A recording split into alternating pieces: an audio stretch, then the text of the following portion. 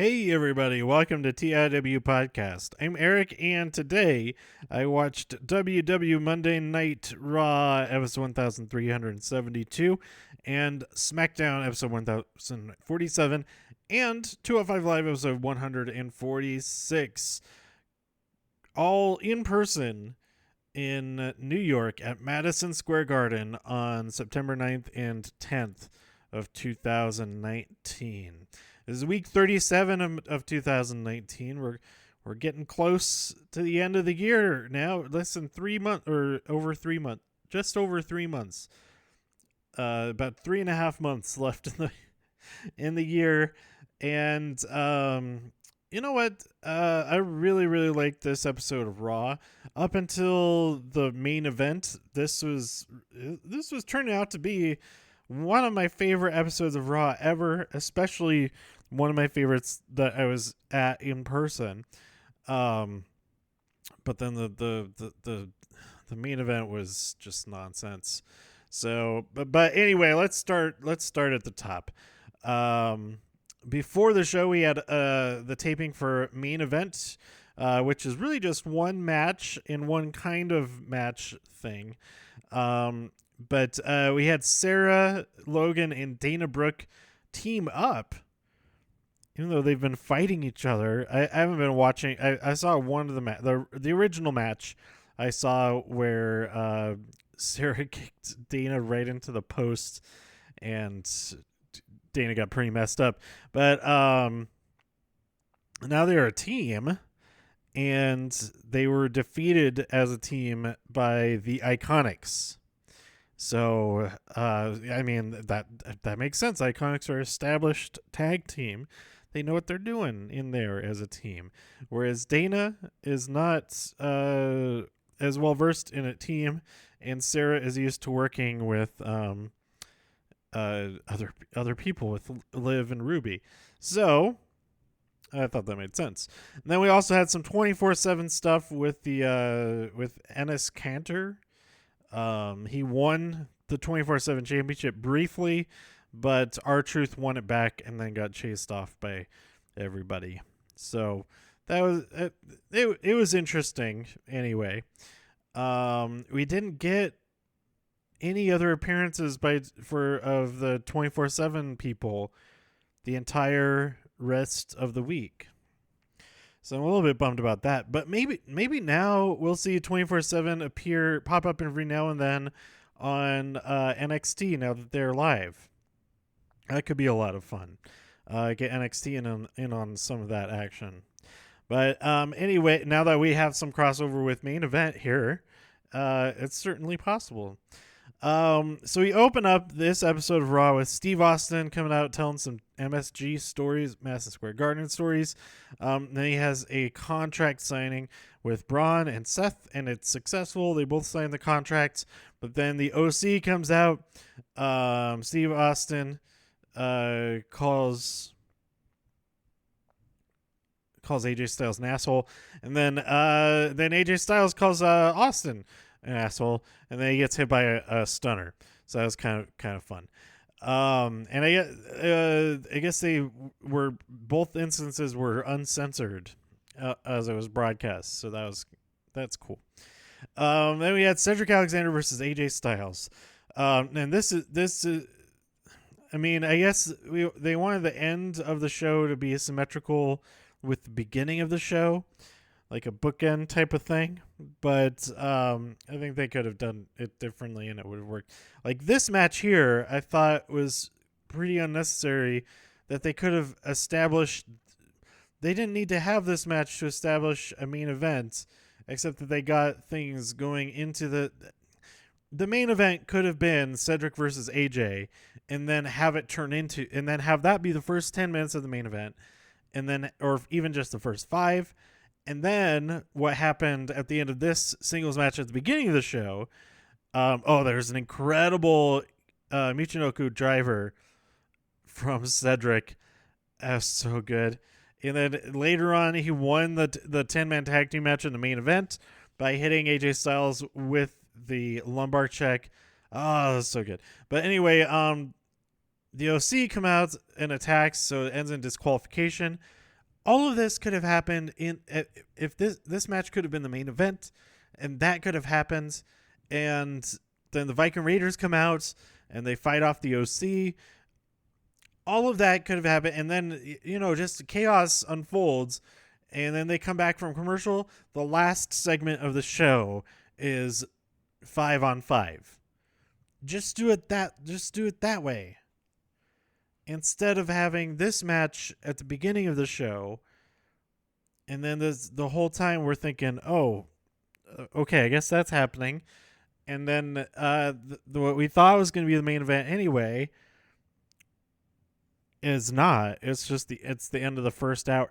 I just thought it was a weird choice to do this. It was a lot. And for Cedric and AJ to both have 2 matches, I mean, I'm not upset about seeing them both wrestle more than once in one night, but it could have all been folded into one big thing at the end of the show instead of splitting it up like this and then having just a really long nonsense match at the end. Like the end of the second to last segment, it picked up a little bit, and then the very end was really good. But like all the rest of it was a real slog. So I don't know. Roma came out and did some Connor's Cure stuff, brought out a bunch of kids. That was really nice. And then we had this was the best match of the night. Yeah, it was. Becky and Charlotte versus Bayley and Sasha, this should have been the main event if they didn't do the other thing. But at the end, so Cedric pinned AJ in the main event, and then Stone Cold comes back out and they get to celebrate with all the beers. And so I get wanting to have that image ending the show, but these teams of 5 were just I don't know. Okay, anyway, back to the positive things. Becky and Charlotte versus Bayley and Sasha. This match was really good. I really liked it. They started brawling before the bell, and then they eventually got into the ring. And Charlotte pins. No, who did she pin? Charlotte pin. I wrote Charlotte pins Becky. That's incorrect. I believe it was Charlotte pins Bayley after the best natural selection I've seen. Maybe I don't really pay attention when natural selection happens, but I thought this one was really good, especially from the angle that I was viewing the show at. So I pretty much was opposite of the entrance ramp. So I got a good side view of most everything. And I thought that natural selection was really good. And maybe that's what that maybe I don't know what maybe it was one of the worst ones, and it just looks so different that I thought it would look cool. I don't know, but I thought that was interesting that they'd have Charlotte, if I'm remembering correctly, since I wrote it down incorrectly.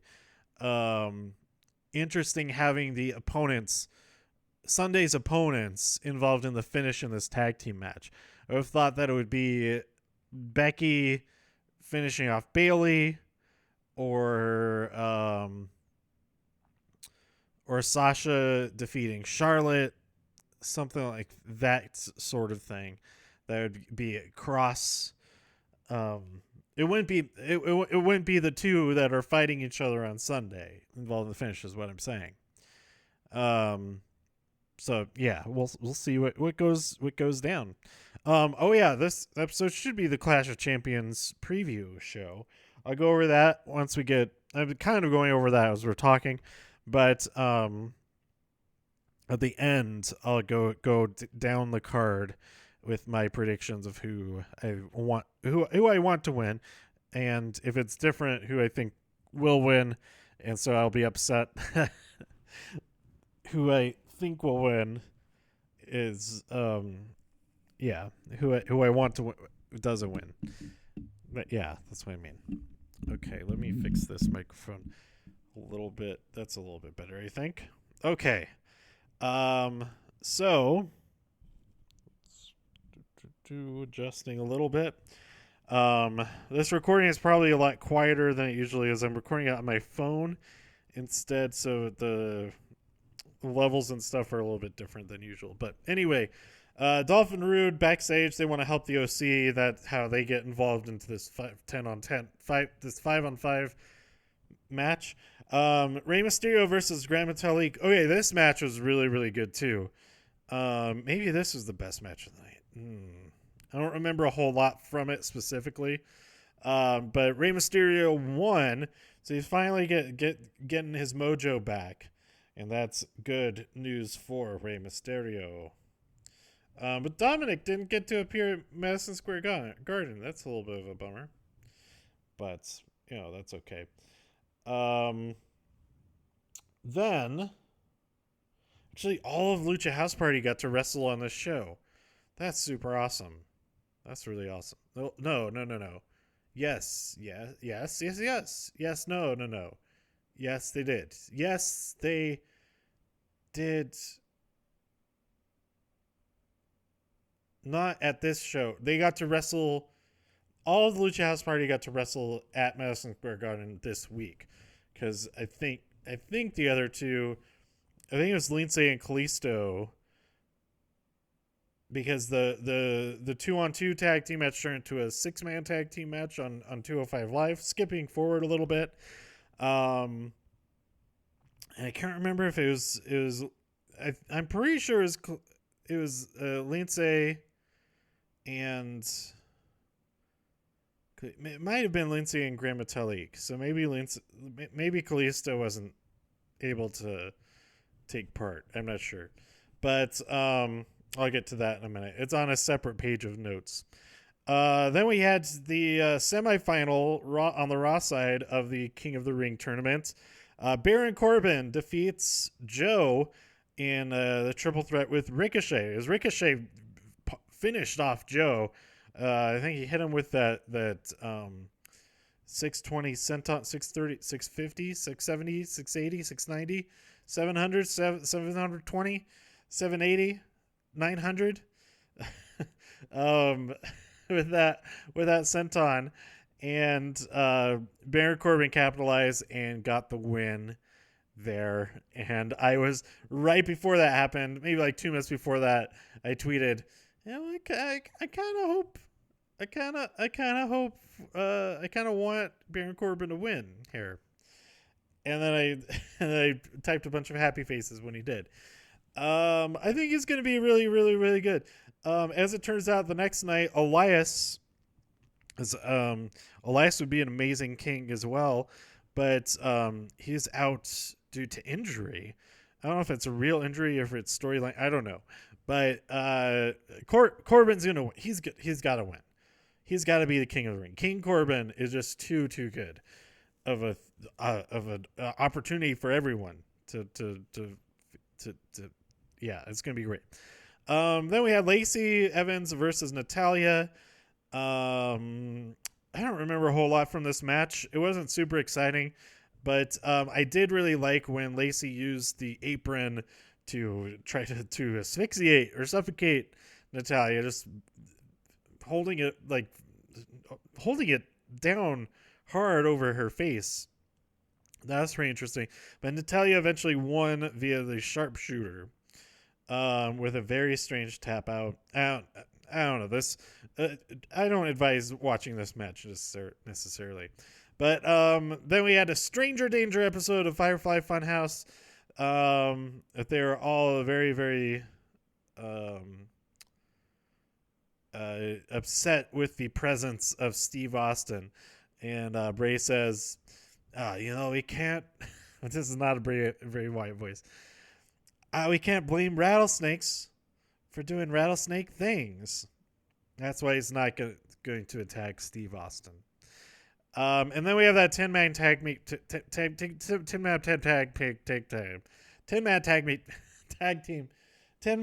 team match that I already talked about too much. That Cedric won. The ending was fantastic. Cedric hitting AJ Styles with the lumbar check. It's so good. So lumbar check is the best finisher. I don't care what you say. You can't convince me otherwise. The lumbar check is the best finisher and most well protected finisher. I think it's only been kicked out of once, maybe. And that might not have even been a kick out. I think somebody just got hit by it and then ended up flying out of the ring because of it. And so they couldn't finish the match. He couldn't capitalize on with a pinfall because the opponent was not in the ring anymore. I think that's the only time. Maybe Buddy Murphy kicked out. Maybe Buddy Murphy kicked out of it in Melbourne. I don't remember the specifics of that match, but that might be the only time that is actually kicked out from. So yeah, the finish was great, and as a result, Cedric Alexander has a United States Championship match against AJ Styles at Clash of Champions, and that's going to be pretty awesome. I am flying out. I'm recording this on Friday. It took me a while to get to this. There's a whole thing with my air conditioning stopped working last weekend. And I put in a work order on Sunday, and I was hoping that they would fix it while I was gone in New York. But I get back on Wednesday night. It's 85 degrees inside the apartment, which is awful for my Daegu, Claire. Like, she looked like she'd been through some stuff. Like, she's all her fur is all ruffled and all that. And when I got back, and I felt awful. And so I kept bothering the front office at the leasing office, like, hey, come fix this. How long is it going to take? It's been the day 3 with it not being fixed. And then I bothered him again on Thursday morning.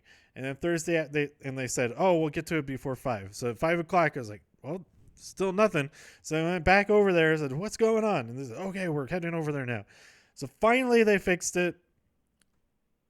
The guys who actually were really nice. I felt bad that I was like so mean to everybody about everything. But maybe it wouldn't have gotten done if I wasn't kind of rude about it. But anyway, yeah, that's part of the reason why I haven't recorded yet, is that it's just miserable, hot, gross, like uncomfortable. Not really gross or uncomfortable, but I was uncomfortable.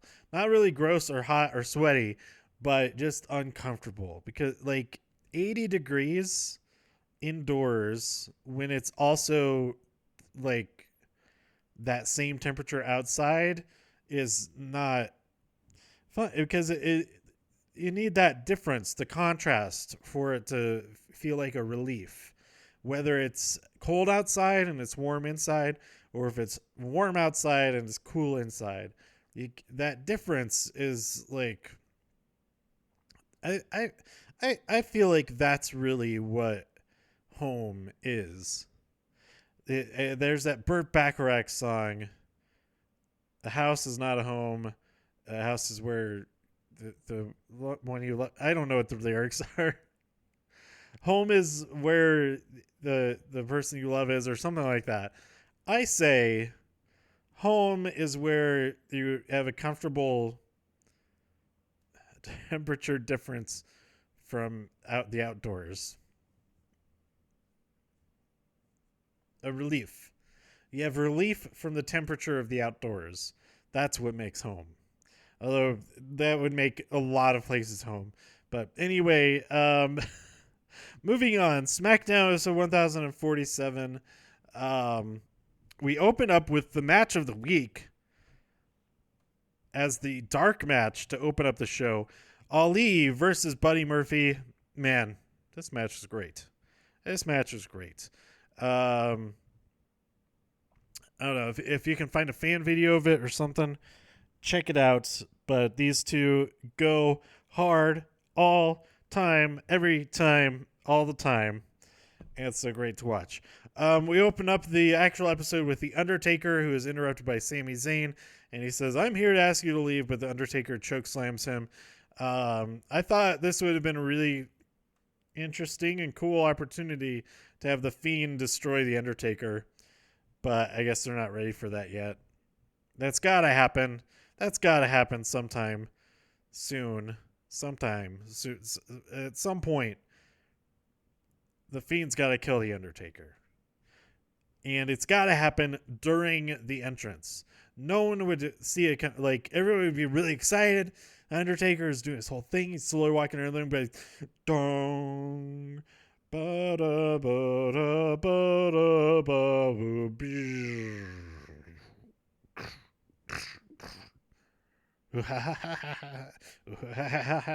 All that thing, and he's out around the emperor, and they see the Undertaker just being killed by Bray Wyatt, by the Fiend, and you don't even get to see Undertaker make it to the ring. That would be great. I was like, even still hoping that during his exit that would happen, but it wasn't to be. Not yet. Not yet. There's too many legends this week. Well, too many legends this week, and Bray couldn't even address the one in person. But man, we did end up with a dark match at the very end of the night after 205 Live, the Fiend versus the B Team, which was a very short match. It was about 8 to 15 seconds total until from bell to bell. And it was a handicap match, and I feel bad for the B Team. They didn't stand a chance, those poor guys.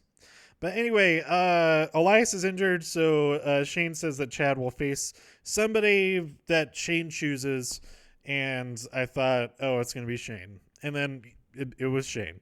But anyway, The Miz defeated Andrade, but then was attacked by Shinsuke Nakamura.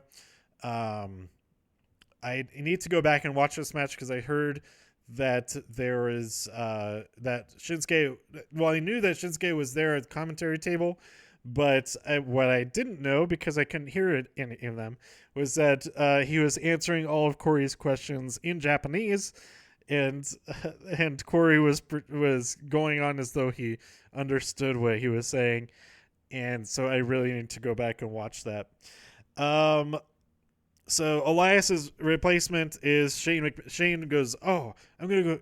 I found your replacement. I'm gonna go get him. He's right outside." And then he comes back in. He's like, "Eh? It's me." It's like, that's so dumb. Oh, damn it. But anyway, then we had Nikki Cross versus Mandy Rose, and Nikki Cross won that match. So that gives them some momentum to keep rolling into that tag team title match. After what happens before? They lost to Fire and Desire last week in the tag team match. That's why they got the match.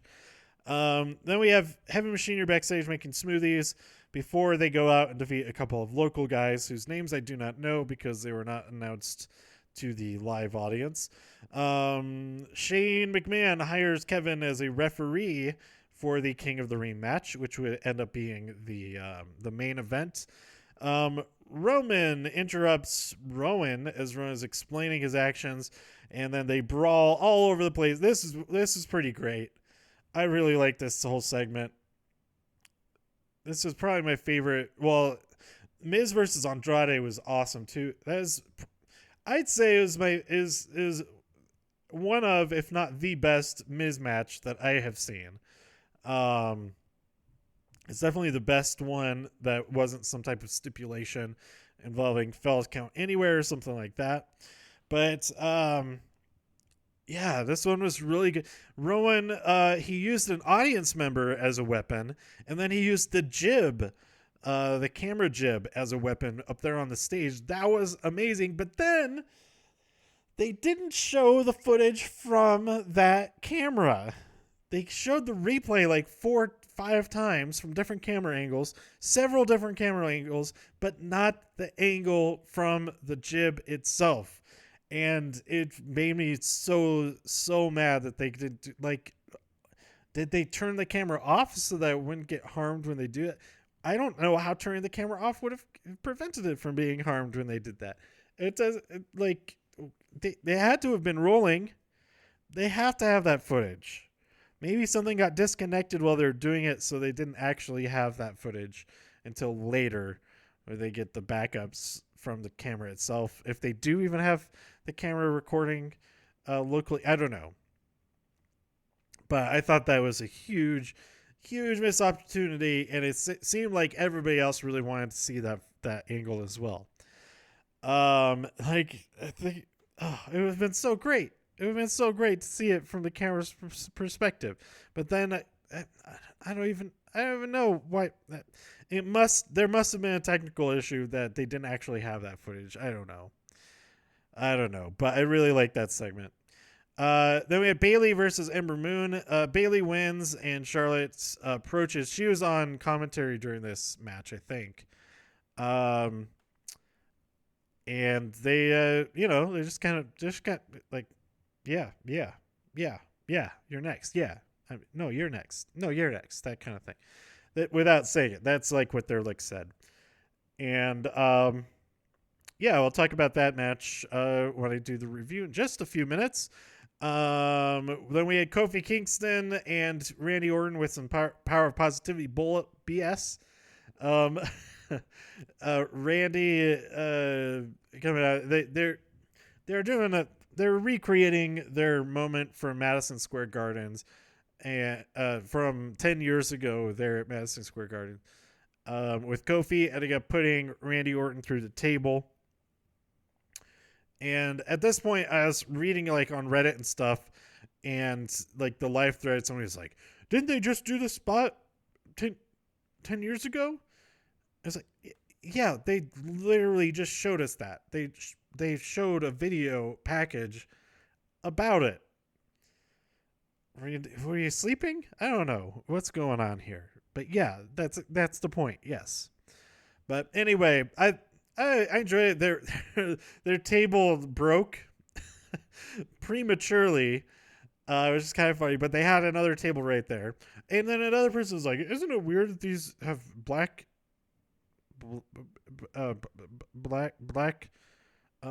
tablecloths on these tables?" And like, no, all the production tables have black tablecloths on them so that they blend into the background, so that they're not visible. It's like, anyway, I enjoyed it, although it would have been cool if they had reversed it in that Randy actually RKO'd Kofi through that table. But maybe with Kofi standing tall here, this means that Randy Orton is winning on Sunday. I'll talk about that more in a second. Chad Gable versus Shane McMahon with referee Kevin Owens. Oh man, this is both ridiculous, dumb, but awesome, amazing at the same time. I don't know. I really don't know how to feel about this whole. Gable wins, but then Shane says no, it's a 2 out of 3 falls match, and then like admonishes Kevin because he did a really fast count for Chad Gable to win.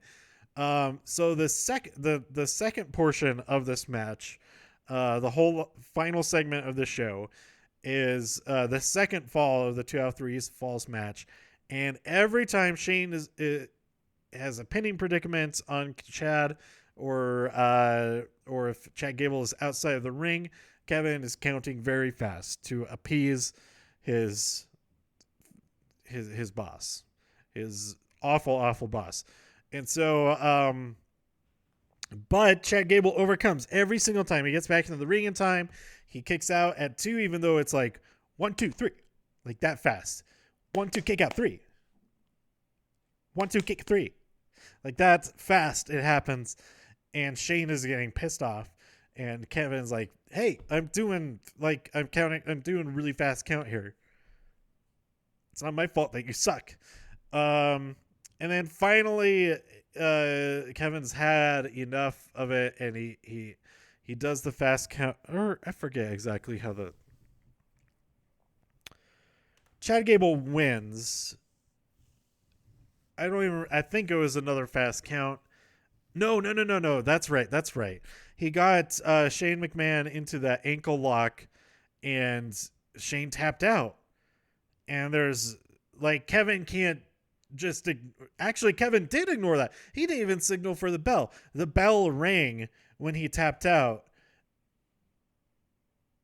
So Kevin was technically he wasn't going against Shane because he didn't call the match.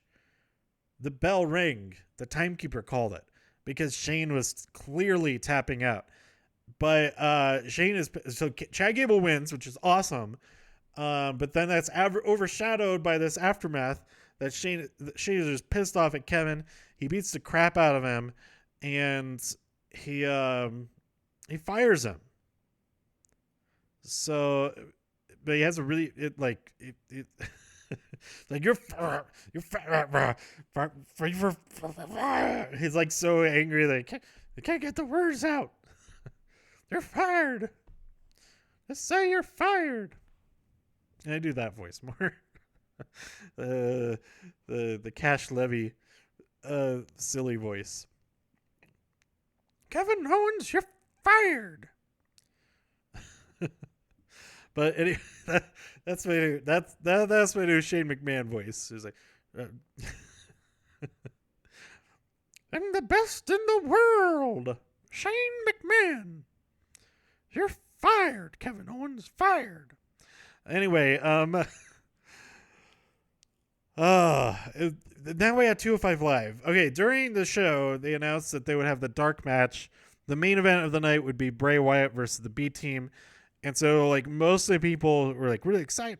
Everybody stayed for that. But a lot of them didn't know that there was another show, 205 Live, that happens before that main event. And so, so much of the crowd was not paying attention to 205 Live at all.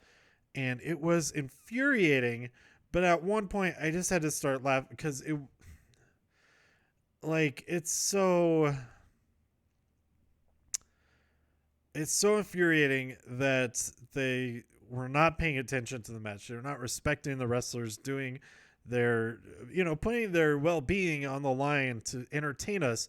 Instead, everybody's chanting for a stupid baby in their the baby's not maybe not stupid.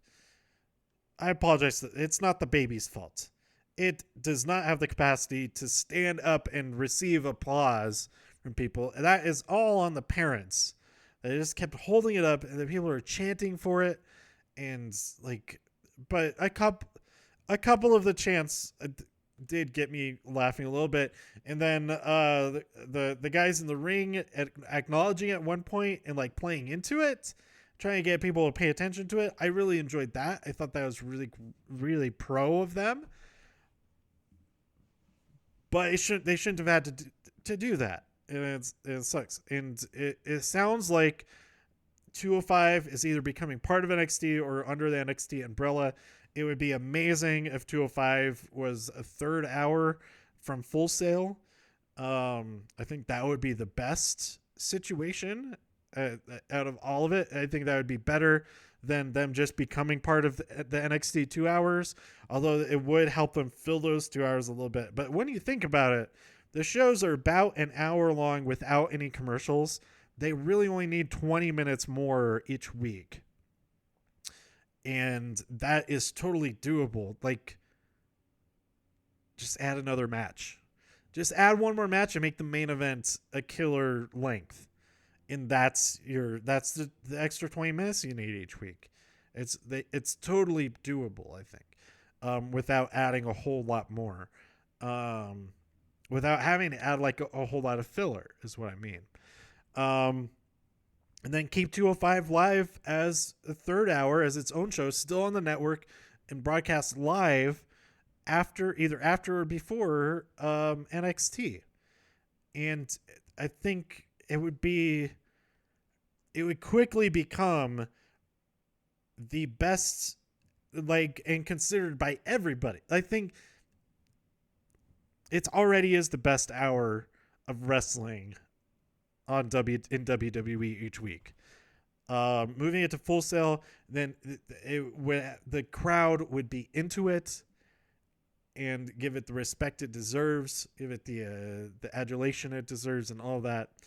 And I think that would be the best situation, is if it's a third hour on Wednesdays from Full Sail, film with the NXT audience there. I think that would be great. And then there could be spillover back and forth a little bit, that it doesn't, they would be separate shows, but there would be a lot more crossover.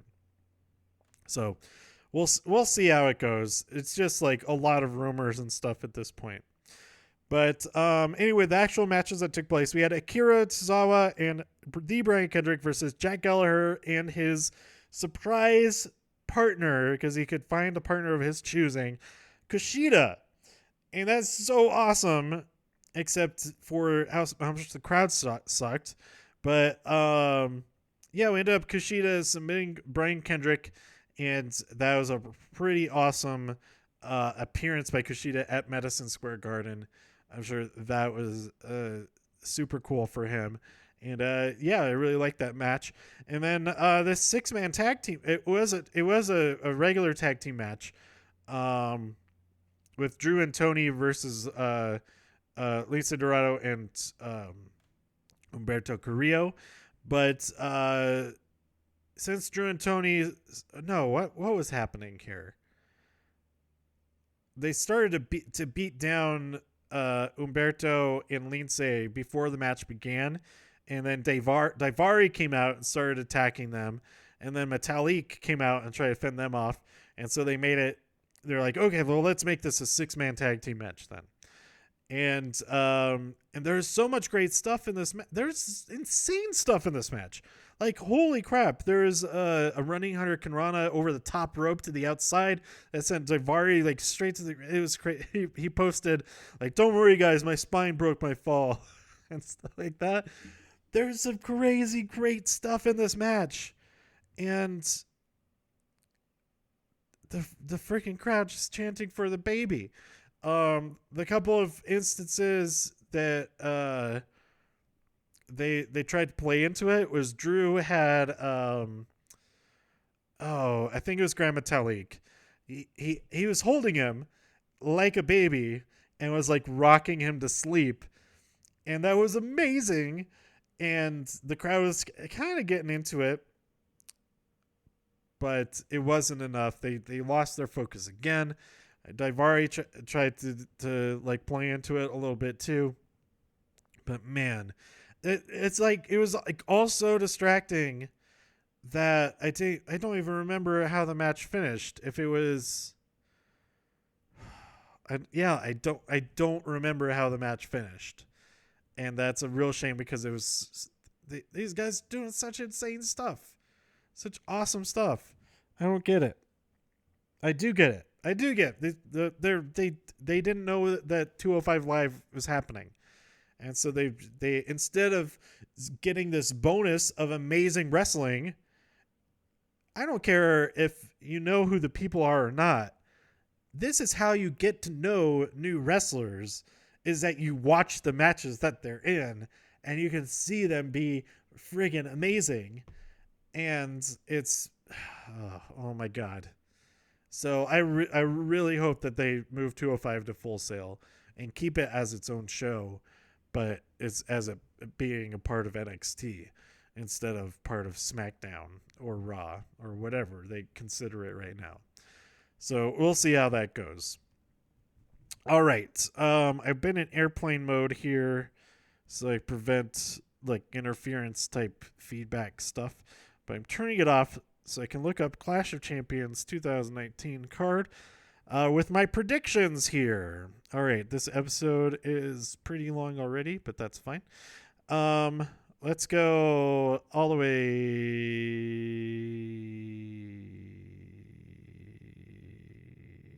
Okay, let's read some texts real quick.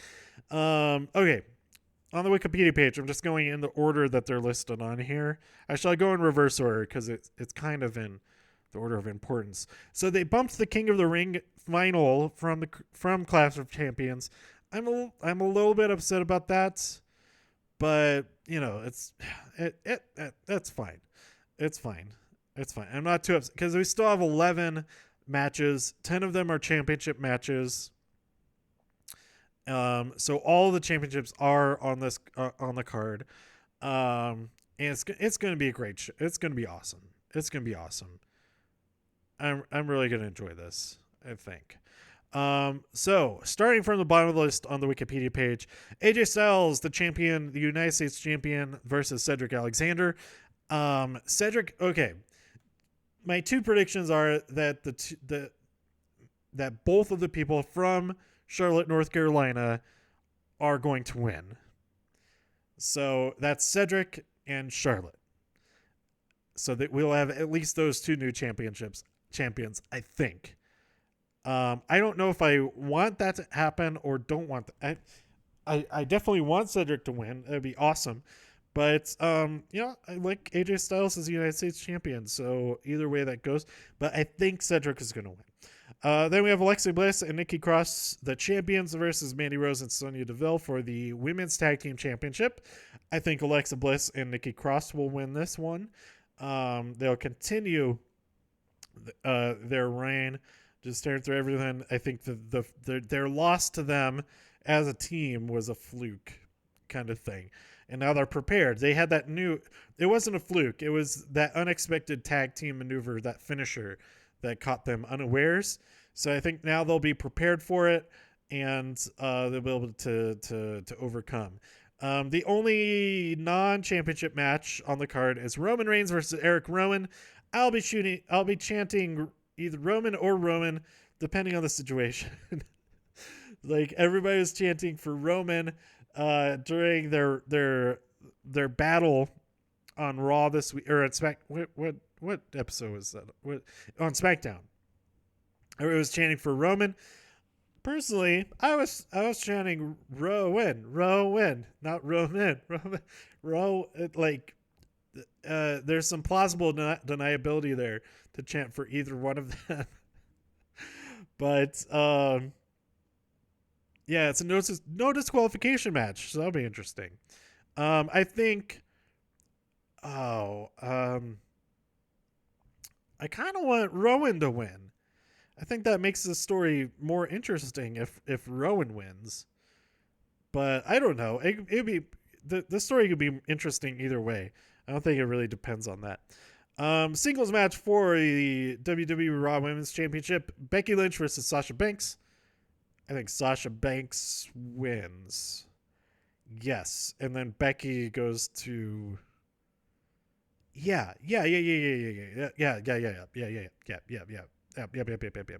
Sasha Banks wins. Becky Lynch then ends up going to SmackDown. Because she's on all the SmackDown promotion on Fox promotional material, along with Charlotte. So that's another reason why I think Charlotte wins. I think Charlotte and Sasha wins so that Charlotte and Becky can be on SmackDown, and Sasha and Bayley will be on Raw. And yeah, that's what I think will happen. Maybe, or it doesn't even matter because Hell in a Cell could reconfigure everything anyway. What I hope we see is a fatal 4-way, or some variation of that in the cell between all four of them. But we'll see. We'll see what happens this weekend first. Then we have Shinsuke Nakamura versus The Miz. I really, really want the Miz to win. And then he only has to have the championship for like 20 days. And then he is the longest combined number of days as Intercontinental Champion. That would be so awesome for him. And he would have the new record for, because I think he has tied for the record of number of reigns. So I think he would have the most number of reigns. And then in 3 weeks, he would have the longest combined reigns. That would be super awesome for The Miz. He absolutely deserves that. Okay, so I think I may have talked about this before, but saying like, I don't deserve it, I earned it. Well, that's what deserving something means. I think some promos about that and stuff think that deserving something means entitled to something, and those are different things. Earning something, like, it could mean that it's like saying a square is a rectangle, but a rectangle is not a square. Deserving something could mean that's something someone has a sense of entitlement, but it could also mean somebody feels like they earned something, that they did earn something. Um, like, like, oh, he had that coming. He deserved that punch in the face, like on the negative side of things. It's like, yeah, they earned that punch in the face by being like super annoying or something like that. But you can also say like, oh, that type of person sucks, or like that. Then that's like the opposite. Anyway, what I mean to say is when we chant "you deserve it," we are saying you earned it. Like, because that's why you deserve it, is because you earned it. So stop being so weird about that phrase, that word. Anyway, then we have the New Day, Big E and Xavier Woods versus the Revival, Scott Dawson and Dash Wilder. I think this has the potential to be in a killer card. This has the potential to be the match of the night for the SmackDown Tag Team Championship. I kind of want to see the Revival win, and I also want to see Kofi Kingston versus Randy Orton. I want to see Randy Orton win. So we have FTRKO as the champions, and then they're both solidly on SmackDown. But we'll see what happens with all of that. Then we have the triple threat match for the WWE Cruiserweight Championship. Drew Gulak, the champion, versus Alberto Carrillo versus Lince Dorado. It would be freaking awesome if Lince Dorado won. It would also be awesome if Humberto Carrillo won. And it would also be awesome if Drew Gulak retained the championship. This is not any of their hometown, so it seems like the Cruiserweight Championship, since WrestleMania last year, the winner has been somebody. It's been their hometown. Like, Cedric Alexander won in New Orleans. He's from Charlotte, so that was the last time somebody didn't win the championship in their hometown. Because then we had Buddy Murphy win in Australia. We had, excuse me, we had Tony Nese win in New York because he's from Long Island. And then we had Drew Gulak win in Philadelphia. So I think Oney Lorcan will finally win at SummerSlam next year in Boston. And before that, are there any cruiserweights who are from Chicago? Not currently. Mustafa Ali is not on 205 Live anymore. He would have been an absolute lock for winning in Chicago. Maybe. I feel like he lost. He had a championship match in Chicago and he lost, so I don't know. But I think this match is also going to be right up there as one of or the best match of the night. Then we have Kofi Kingston versus Randy Orton. I already said that. I hope Randy Orton wins so that we have FTRKO as champions. Then we have Seth Rollins versus Braun Strowman for the Universal Championship. What order do these matches happen? Because they also have another match defending the Raw Tag Team Championships against Robert Roode and Dolph Ziggler. I think it depends on what order these matches happen in. That'd be interesting. It'd be really interesting if their singles match is before their tag team match, so that Braun Strowman, like, even if Seth wins, they'll both be beating the whole crap out of, and so Dolph and Roode can just take advantage of that and win. So I think that's what'll happen. Seth Rollins will probably retain, but he'll be so beaten up, and Braun will be so mad that he didn't win that Roode and Ziggler just take the championships off for them. And then we have Bayley versus Charlotte Flair for the SmackDown Women's Championship. Like I said, I think Charlotte will win because the show is in Charlotte, and I think Bayley is going to go back over to Raw, and Charlotte and Becky will be on SmackDown. And that's the best way to make that happen, I think. Maybe. I don't know. Becky going after the SmackDown Championship again? We'll see how all of that goes down this Sunday at Clash of Champions. I'm going to be there in person. So I'll record an episode once I get back on Monday. I was originally going to fly back like Monday evening, which was like kind of annoying. I was going to get back like really late, I think. Like my flight wasn't even until 6 p.m. and then it's like a connection in Dallas or something. No, it was a connection in Tennessee, in Nashville. Um, and just to save a little bit of money, that's the cheapest flight of the day. But I would have a lot of time to kill, like on a weekday, on a Monday, and then I'd be in the air during Raw. I couldn't watch that live, or maybe I could. I don't know. But I got an email while I was on my trip to New York that my upcoming trip to Las Vegas, I just had a 1 day trip planned at the end of October to go see the brand new Cirque du Soleil show Run, RUN, R.U.N. There's no dot after the N. I don't know why.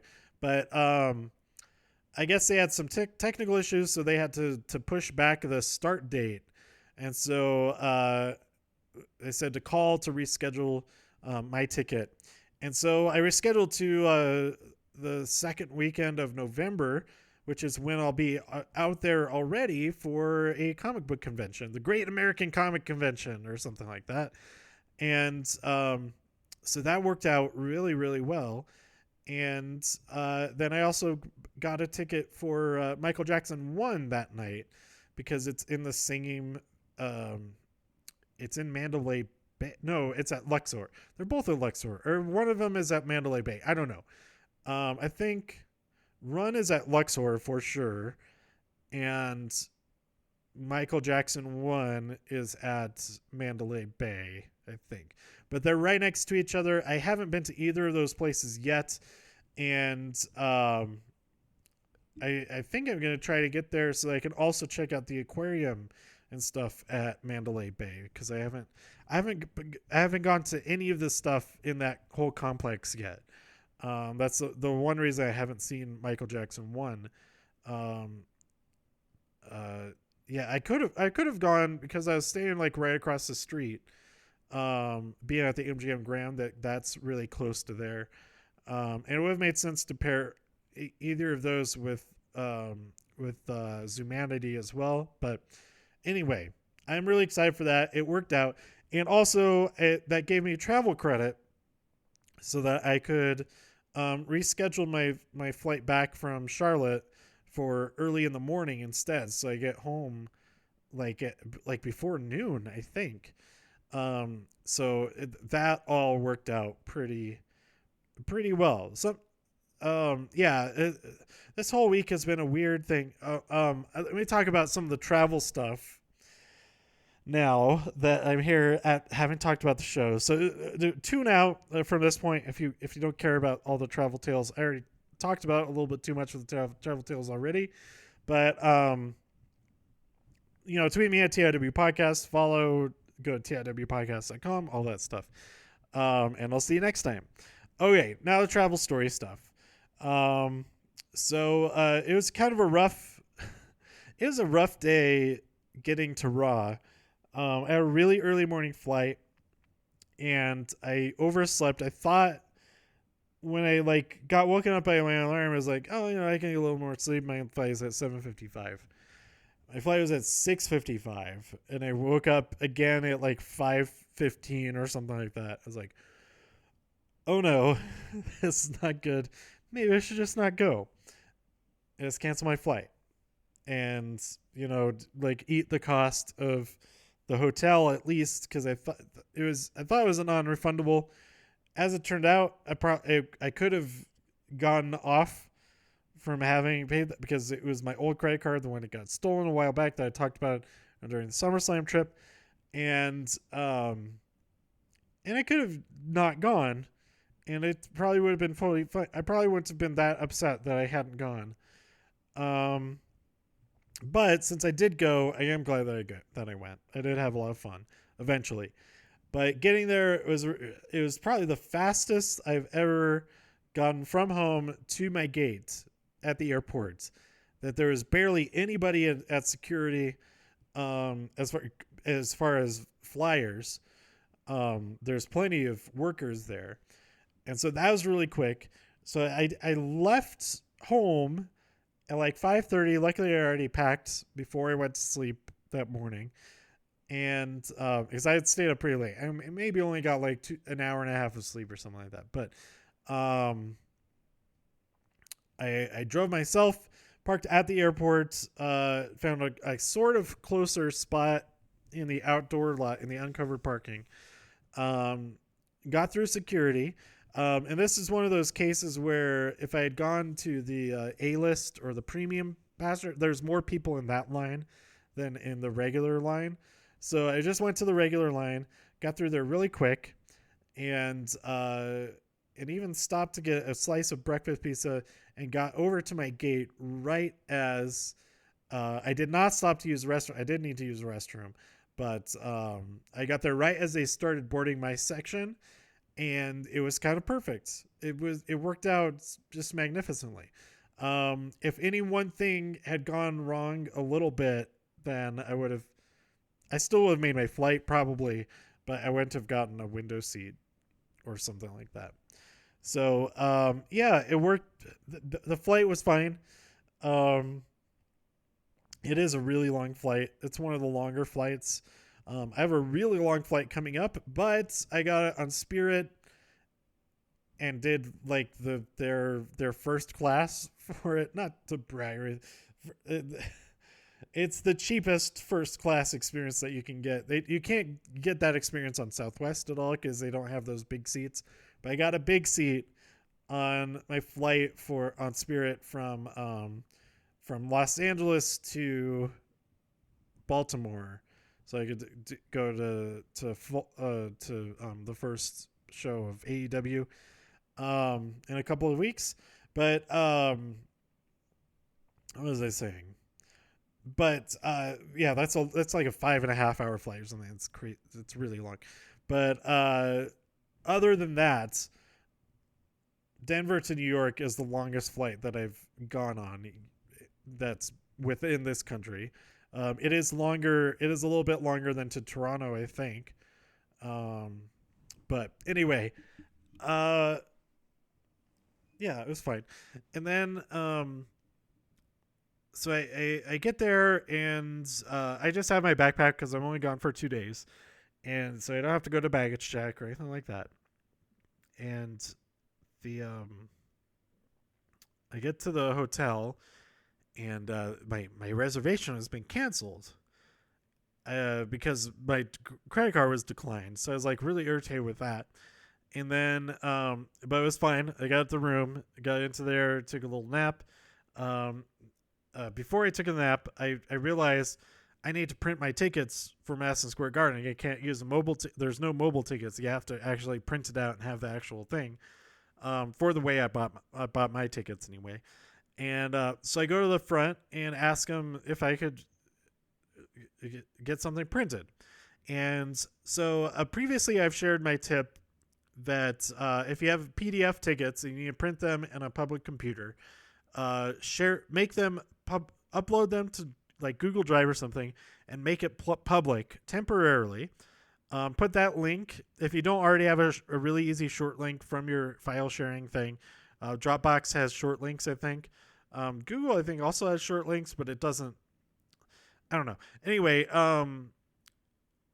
drop that into a link shortener and make it something that's really easy to show somebody, to write down, all of that.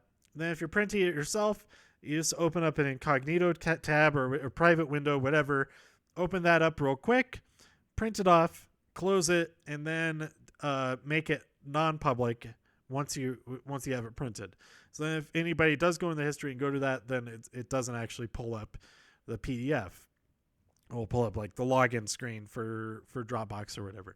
So usually, every time I've done this so far, it's been super smooth. I either doing it myself or giving the link to somebody else, and this time it didn't. That was not the case at all. The printer, so the printer that their business center prints to is behind the front desk. It's not connected to those computers. directly. And they were doing some work or something, so I think the Wi-Fi was messed up, and so or I don't know. So I tried printing from that computer. It did not work. And so I asked them, hey, can you print this from your computer? I can just give you the link. And they're like, oh, no, do you have it on your phone? We can print it from your phone. And they're like, I'm like, okay, I guess. And they're trying like for 5 minutes to get that to work. I'm like, let me just give you the link. It'll open up. You just print it real easy. And he goes to the computer. Okay, fine. I show him it on my phone, so he can just copy it directly from that. And he's like, "Oh, it's not working. The internet's down right now. They're working on something. Nothing's working." Okay, I'll come back later. So you go take a nap and then come back down, try to get it printed again. He said, "Oh, internet's working, so go try it from that computer again." But actually, before that, like one of the maintenance guys was there, not the front desk guy. Is like, "Oh, just send it to this email right here, and then he'll print it out." Not in so many words, not so quickly. He says that. So I email that link to their front desk email. And I just wait for the guy to come. And then he says, oh, the computers are working out. You try it on there. So I'm like, okay, so this is like attempt number 2, but like method number 3, whatever. I do that. I hit print. It doesn't work. It's like, okay, it's not working. Can you help me out with this? And it's like, I emailed you the link. He says, oh, it goes in the email. Oh, it hasn't come through or whatever. And that's one of the issues I try to avoid by having the link. So I can just just show them the link. They can just type it in. There's no need to wait for an email to go through or anything like that. Like, okay, well, it's not working over here. It's like, oh, let me just show it to you on my phone. They're like, no, write it down. Like,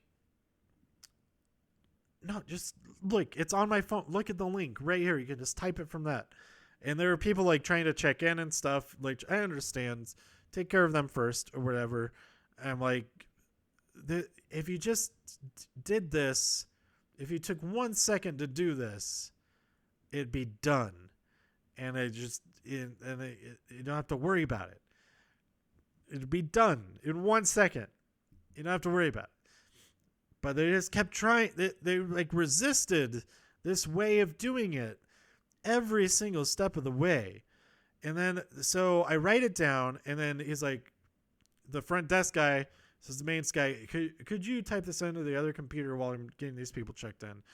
And so I give him the link, and the guy it takes him like 5 minutes to type in like 20 characters. It was like bit.ly/Eric-MSG tickets or something like that. You can go to that link and it will, there's another dash between MSG and tickets. You can go to that link. It doesn't go to anything now because it's not a public link. And even if it did go to that PDF, it's useless now because it's been used. The event is over. But anyway, it takes forever to type it in. And like right off the bat, he's like, is this a 6? Like, it's a B. A B. B as in boy. The letter B. And he's like typing, like, click. Looks around. Click. Like, that's how slow he's typing. He types it incorrectly because it doesn't work. And then the other guy, I give them my phone, and the other guy is like all flustered or whatever. He's like trying to check people in, and he tries to type it in. He's like, "Oh, this doesn't work. Do you have like a login or something like that?" I'm like, "No, the link works." I'm like, "It works on my phone. I just did it. I just went to it on that other computer. It works on there. You're typing it wrong, whatever." So finally, they're like, "Oh, he turns the monitor around and gives me the keyboard," and I type it. It pulls up right away. They print it. I'm like, "Okay, thanks," and I leave. So, man, what a stupid long story for really infuriating day. I just had to talk about it, I guess. But yeah, it did finally make it over there. The only thing that I did that night was go to the show, and then like at the show, I had some food. It was okay. Um, I decided the next day that I would get food. Actually, I did get food at the show the next night also. But afterwards, at like a shop or whatever, um, the first night I got a prepackaged salad and some Gatorade, and that was a great dinner, late night dinner. And then the next night I went to a different shop that was right next to the subway station. Oh, walking to the subway on my way from uh, on the way back after Raw, I was just walking. Lots of people walking to the subway station from the arena, and I hear this voice from behind me, like, "Hey, Renee, gravy! I'm heading out," or whatever, like getting their attention. And it turned out right in front of me, like 10 feet in front of me, was Renee Young and Corey Graves. They've been walking right in front of me that entire time, and so they go stop, turn around, and go talk to that guy for a second, and then they end up. I just keep walking. I'm like, and so it was a brief conversation, and so they end up walking, like, kind of next to me, like right behind me, like for the next like 3 blocks, and so like I'm not trying to cigarette. I'm just going at the same pace as like everybody else is, the same pace I was already going, and so are they. And so I end up hearing them talk about some stuff, and all of that. And I don't know, it's kind of interesting. It was kind of cool that they're common people along with the rest of us, just walking down the street off to the subway station or wherever they're going. I don't know where they're going. They might have been staying at a hotel nearby and not had to take the subway at all. But yeah, that was kind of fun. Tuesday night after the show, I realized before the show, I went to the zoo, Central Park Zoo, and that was really cool. It's a really small zoo, but you could see everything in like an hour. Before you go, check out what the feeding times are, because there's like a sweet spot where you can see both the penguins and the sea lions feeding times.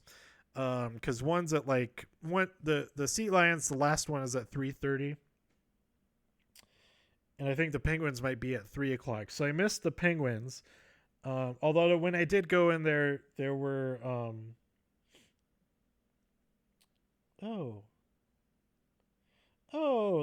that's where the thing goes down to. I see. I understand the blinds on my door now. That keeps it okay. I need to fix that. Anyway, yeah, this is really cool. Sea lions were awesome.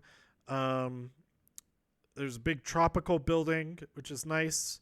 And then the seabirds, they got the penguins and some puffins. Those were cool. And they had 2 bears.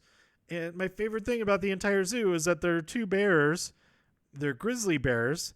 They're both female. And their names are Betty and Veronica. And that is my favorite thing about this entire trip is seeing, well, I saw one of the 2 bears, but learning that those are their names. I love that. So, yeah, that was really cool. And then I had enough time between going to the zoo and going to the show. I went to B&H Photo Video, which is an amazing store, and they have like these little tramway things for tubs, so that they can pick items to get sent up to their shipping department and stuff. It's really cool that they have that system, so they don't have people like walking around everywhere carrying all this stuff. They just have these little tramways, these little carrier tubes. They're not tubes because they're rectangular passageways, but I think that could still be considered a tube in the transportation sense. But yeah, that was really really cool going there. I didn't buy anything, but I did spend a lot of time like playing with all the keyboard synthesizers and stuff that they had there. Yeah, it was cool. It was cool to see like all the professional cameras out on display, out on demo. That was really cool. And yeah, it's just an awesome thing. I should have, if I had thought about it, I should have taken some of the equipment that I'm not using and taken it there with me to trade in. So if I do another New York trip, which may or that might happen, I think I will take some of the camera equipment that I'm not using anymore and see if I can get, uh, pay for the trip with it, basically. Maybe even more. I don't know. So that was really cool. And then I saw um, Ready or Not, because there was an AMC like just a block away from Madison Square Garden. Which when I tried to search for, I wasn't planning on seeing any movies, because when I tried to search for New York AMC theaters in the AMC app, it came up with nothing. I don't know why, because there's a ton of them. There's so many AMC theaters in New York, including the one that's right a block away from Madison Square Garden, which is where I saw Ready or Not. And I really, really enjoyed Ready or Not. It's super messed up, but also really, really funny. I thought it was really funny. And I enjoy it. I recommend it. If you like the trailer for it, go check out the trailer. If you enjoyed the trailer, if the trailer makes you laugh and you're like, this movie looks ridiculous, and you like that, then I think you will enjoy this movie. Go check it out. I thought it was great. It was so over the top. It's gruesome, bloody, guts, gore, profanity all over the place, but so funny and so super messed up. And I think if it wasn't funny, it's kind of funny because it's so messed up. But if it wasn't funny, then it would just be really messed up, and then I wouldn't have enjoyed it. But because it's really, I think it's really funny. So I recommend that. So afterwards, after the show, I thought, oh, I should see if there's a comic book shop. And the closest comic book shop to Madison Square Garden is Midtown Comics. And I think it's on 40th and something. 40th and 7th? 7th and 40th. Which order do you say those in? Anyway, it's right there on the south side of that subway stop. But it was kind of cool. But every other shop aside from Hall of Justice Comics that I've been to just has their comics bare out on the rack. They're like saggy, they end up being warped and all that. That's no good. Hall of Justice has got it right. They are so awesome because they bag and board all of their comics, all of their brand new comics. Everything stays top-notch condition. It's the best. I understand it's an expense, but it's an expense that's so worth it on the customer's end of things, and you're not ending up with these ruined books all over the place. It's like, I know why, because it is an expense. It's an extra like 10-15 cents per book, but it's so worth it from a customer's perspective, I think. And I don't see how it's not worth it from the store's perspective. It's got, I don't know. It's how it should be. It's how every comic book store should do it, in my opinion. It's ridiculous not to do it. Bag and board all your comics. It is a labor expense too, of course, but it keeps all the books in it keeps them in perfect condition. It helps everybody, keeping the books in great condition. And then when somebody sells those comics back, you're getting top quality books. I don't know, but they did have a massive selection of manga. They have a second floor that I did not go up to because I figured it'd be kind of weird to go up there when it's like they're so close to closing. They were open till midnight. Maybe it's only on Wednesdays because I went there. No, it was Tuesday night. That's crazy. That's kind of crazy for a comic book shop to be open till midnight, but there must be the demand for it if that's their hours. then it must make sense for them to have those hours. I know nothing about the local economy there, but and I'm appreciative of it because I was able to go to the store after this show that ended at 11 p.m. So yeah, I didn't go up to the second floor, so the second floor might have been like amazing and blown my mind or something like that, but I did not go up to the second floor, and so I don't know. My opinion of the place is only on the first floor. They have great selection of manga, and trade paperbacks. Their new comics, just gross that they're not in bagged and board, but that's every other comic shop besides Hall of Justice Comics in Parker, Colorado. It was cool. I took like a picture of the entry because it says like "Welcome to Midtown Comics" on the poster. It doesn't say it like that because it's just words on a page, but that's how I read it in my mind and out loud just now. But I'm glad that I could say that I can now say, oh, I've been to Midtown Comics, because I hear about it. Like, I don't hear about it all the time, but I've heard about it enough that I knew, oh, Midtown Comics. I've heard of that. I've heard about it, so I can say I heard about it. And now I can say that I've actually been there, which is cool. But they don't have like an inventory system or anything like that. It doesn't seem. So I don't know, kind of, because I asked them like, oh, do you know if you have volume 3 of this? Because I picked up Kurosagi Corpse Delivery Service or whatever it's called. I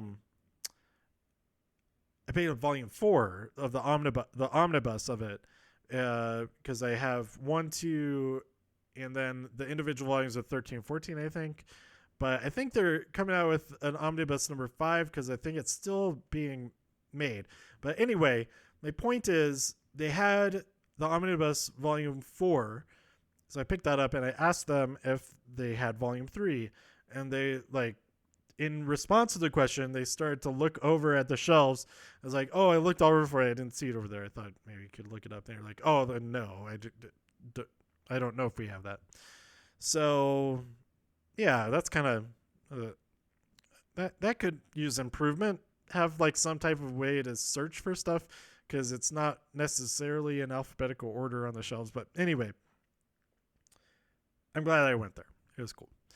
I picked up that, and well, check out my new comics episode. This episode is already long enough.